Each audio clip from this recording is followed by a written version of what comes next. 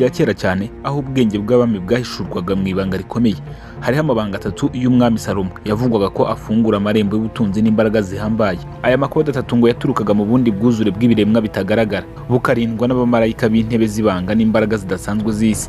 N'ayahe mabanga ya kera yahaye umwami Salomo ubushishozi bwarenze ubw'abantu? Ni izihe mbaraga zihishe mu magambo ye y'amayobera zashoboraga guhindura ubukene mu munezero? Kuki amabanga akomeje kugirwa ibanga kuva mu bihe bya kera kugeza n'uyu munsi wa none? Aya ni amayobera y'ibanga y'umwami Salomo wari ufite ubwisanzure ku butunzi, ubwenge n'imbaraga z'ijuru n'isi. Bivugwa ko aya mabwiriza n'amagambo yo mu bwisho ariyo yamufunguriye imiryango y'amafaranga, ubwenge buhanitse n'ubushobozi budasanzwe. Ariko se ninde uzi ukuri kwihishe inyuma y'aya mabanga? Ese n'imbaraga zidasanzwe, amasezerano cyangwa ubundi buryo bwimbitse bw'umwuka? Turinjira mu rugendo rw'umwuka n'amayobera aho ubutunzi buturuka ku bindi biremwa bwahisemo umwami umwe rukumbi, umwami Salomo. Murakaza neza ku Mayobera TV, urubuga rwihariye rugamije gucukumbura no kugaragaza ibintu bihishe, amabanga atavugwa n'amayobera akomeje kuyobera isi n'abantu bayo kuva kera kugeza uyu munsi wa none. Hano niho ukuri kutavugwa mu ruhame guhura n'ibibazo bikomeye abantu benshi batinya kubaza.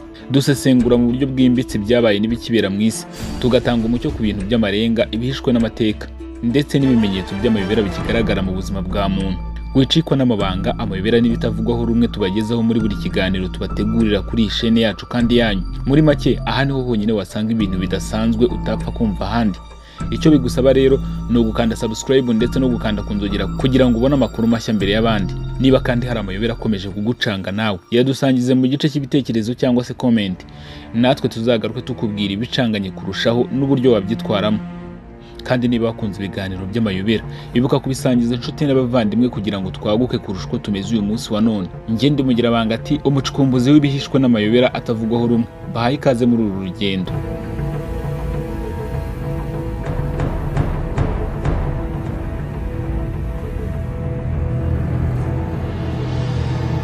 Salomo umuhungu w'umwami Dawidi yari umwe mu bantu bakize kandi bafite ubwenge budasanzwe mu mateka y'ikiremwa muntu. Mbibutsa ko yari nawe wubatse imijyi nka Ezari, Megido ndetse na Gaza Isirayeli yirirwa ihanganiramo na Hamasi ndetse na Palestine kugeza uyu munsi wa none. Ibi abasoma Bibiliya musanzwe mubizi. Ariko se ni irihe banga ry'ubutunzi bw'uyu mugabo? Ese hari amategeko agenga ubutunzi ku isi umwami Salomo yaba yarakoresheje? Igisubizo ni yego. Mu by'ukuri hari kode 3 z'ingenzi zashingiweho ku butunzi bwa Salomo, ariko imwe muri ayo makode yihishe muri Bibiliya.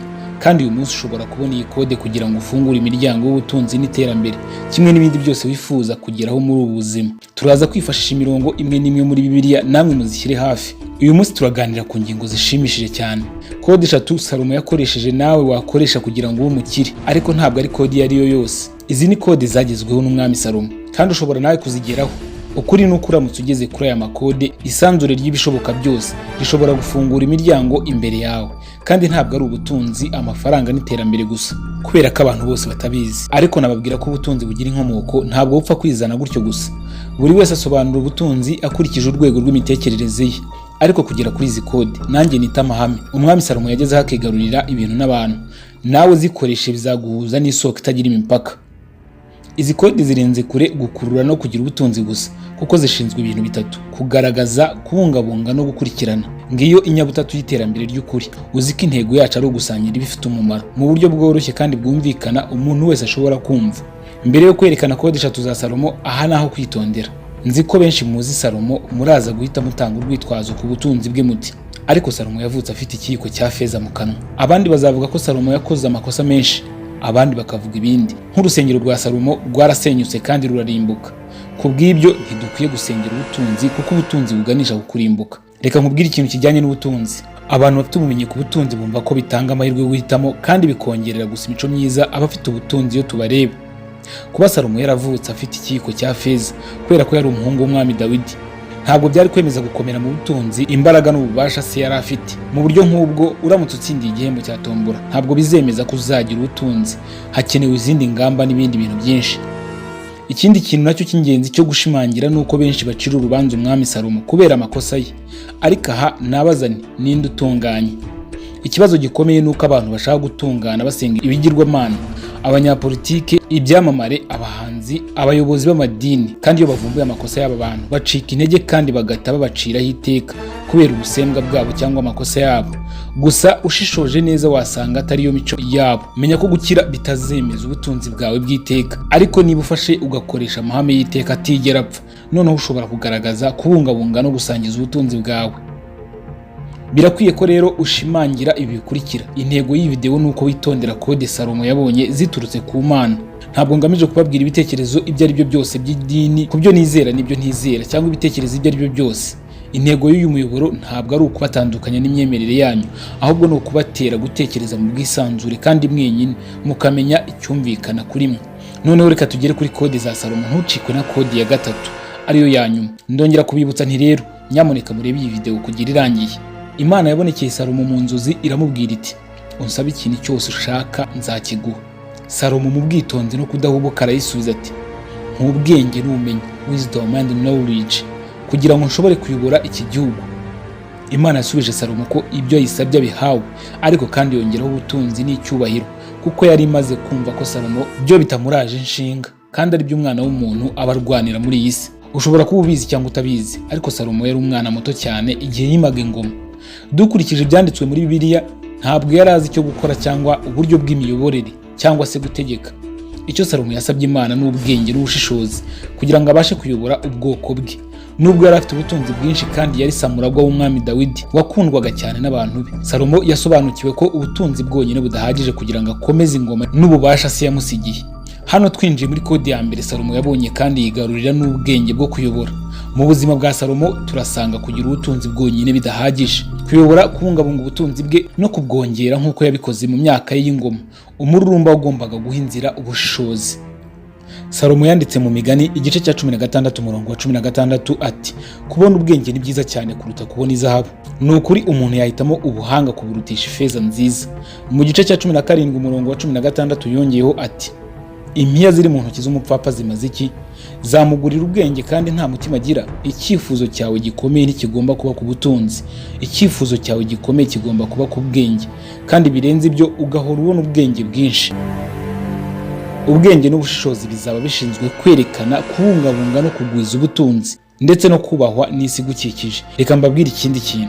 Noneho ubutunzi bumaze kuboneka kuri wowe, ugomba kuba witeguye mu bitekerezo kugira ngo ububone kandi ubugaragaze mu buzima bwawe. Ushobora gukora ku mitekerereze yawe kugira ngo bwakirane ubwenge. Kode ya kabiri ya Salomo kugira ngo akire cyangwa se agire ubutunzi ni ugufata cyangwa kugumana ikintu, possession. Ibi bivuze gufata ingamba no gukomeza gushyira mu bikorwa ibizamura bwa butunzi. Ibi ubyitondere nonaho ubu.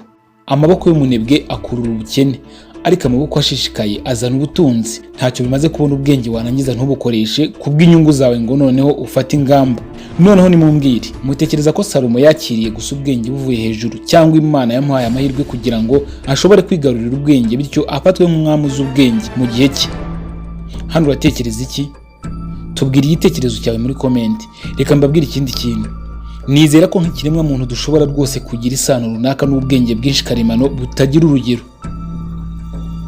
Turaza kuganira byinshi kuri iyi kode nimero ya gatatu, ariko ubwenge bw'ukuri gusa iyo bushyizwe mu bikorwa. Bitabaye ibyo ni ubumenyi gusa. Kubaho mu gihe cy'ubumenyi, aho ibyo dushaka byose biri ku rutoki rwacu. Tuzi ko ubumenyi burenze urugero buba burenze urugero iyo tutabushyize mu bikorwa. Ntacyo bimaze gufata amasomo cyangwa gusoma igitabo kivuga ku ishoramari ryatanzwe n'umwanditsi ukize, iyo tudafashe ingamba cyangwa ngo dushyire mu bikorwa ibyo umwanditsi yigisha. Muri buri muhati habamo inyungu, ariko kuguma mu magambo gusa biganisha ku bukene. Ubwenge n'ubwenge gusa iyo tubushyize mu bikorwa. Ibyo birasobanutse? Ndizera ko bisobanutse. Noneho nsize ku ruhande gato ibyo Salomo yigishije no kwinjira mu kubaza, kwizera no kwakira ibyo Yesu yigishije. Nkeneye ko muhumura amaso yanyu hano. Abantu benshi batangira kwiga amategeko yo gukurura cyangwa se law of attraction.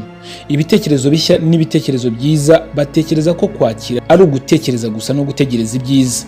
Nanjye bwa mbere niko natekerezaga, kandi birumvikana ko ntashaka gutekereza ku bibi. Ariko umva iki kintu, kwakira nk'uko byigishijwe na Yesu bisobanura kwigarurira ibiri ibyawe. Inshinga kwakira mu Kilatini ubundi isobanura gusubiza cyangwa kwigarurira. None urumva wakwisubiza ute? Witondera, kubyisubiza ni ukugera muri iyo ndege ubona iri mu bitekerezo byawe. Ntabwo uyu munsi najya mu buryo burambuye kuri iyi ngingo kugira ngo nirinde gukora amashusho maremare. Ariko kugira ngo ibiganiro byacu bigire akamaro uyu munsi, fata ibyavuzwe witonze. Kwakira no kwigarurira, receive and possession, ni ugufata ingamba ugashyira mu bikorwa ubumenyi wungutse, kimwe n'ibitekerezo biva ku mugambi wawe usobanutse. Mu gihe ufite umugambi usobanutse kandi ugakoresha kode ikurikira, kode nimero ya 3, ihishurwa n'ibikorwa, ibintu bigenda byikora gusa. Tugarutse ku karorero ka Salomo igihe yasabaga ubwenge, birashimishije kumenya ko nyuma y'ikiganiro hagati y'Imana na Salomo mu nzozi, igihe Imana yavugaga ko itazaha Salomo ubwenge n'ubushobozi gusa, ahubwo izamuha ubutunzi n'ubwamamare.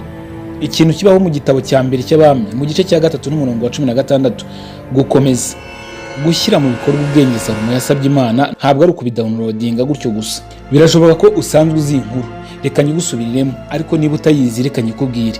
Umunsi umwe indaya ebyiri zagaragaye imbere y'umwami Salomo. Umwe muri bo ati, mwami wanjye, uyu mugore nanjye tuba mu nzu imwe, nabyaye umuhungu, kandi uyu mugore yari kumwe nanjye mu rugo. Nyuma y'iminsi 3 umuhungu wanjye avutse, uyu mugore kandi nawe yibarutse umwana w'umuhungu. Twari twenyine, nta wundi muntu wari uri mu nzu. Umunsi umwe nijoro uyu mugore yaryamiye umuhungu we arapfa. Hanyuma arahaguruka mu gicuku afata umuhungu wanjye nsinziriye amushyira uruhande rwe, anshyira umuhungu we wapfuye iruhande rwanjye. Igihe mbyutse kare ngo nonse umuhungu wanjye, nasanze yapfuye, ariko nsuzumye neza mu gitondo mbona ko atari umuhungu nabyaye. Undi mugore ati, oya, umwana muzima n'uwanjye, naho wapfuye n'uwawe. Ariko uwa mbere yashimangiye ati, oya, umwana wapfuye n'uwawe, naho muzima n'uwanjye. Batongana rero imbere y'umwami. Umwami arategeka ati, nimunzanire inkota nkate umwana muzima mo 2, ndaha 1/2 umugore umwe, ikindi uwundi. Nyina w'umwana muzima yakozwe ku mutima n'impuhwe z'ababyeyi, arataka ati, nyamuneka mwami wanjye umuhe umwana muzima, ariko ntumwice. Undi mugore ariko we yagize ati, yaba ari uwanjye cyangwa uwawe, umwami nagabanyemo 2.